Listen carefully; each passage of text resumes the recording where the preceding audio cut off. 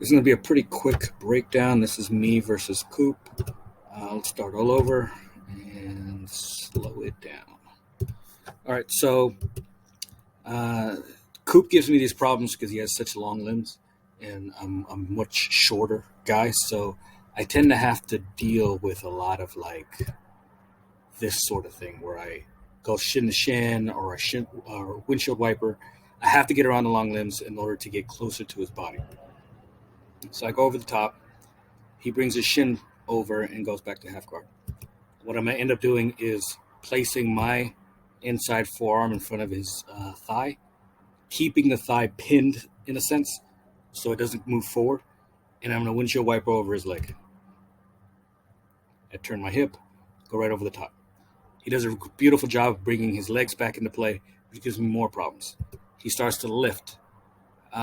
Again, this is the long limbs, the long legs and arms just give me a lot of problems.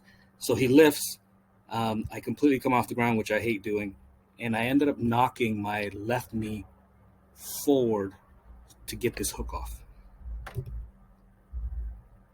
Push it out of the way. We end up landing, but again, he's posting.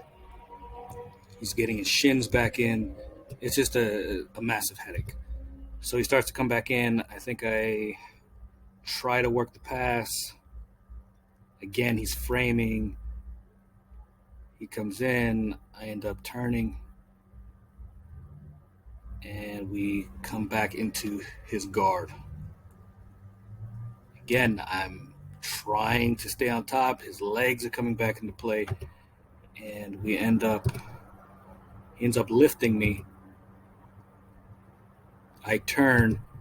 And if you notice, I end up windshield wipering this leg over the shin again to try to keep it pinned or at least keep his feet off of me. So come in, and then we start having to pass all over again.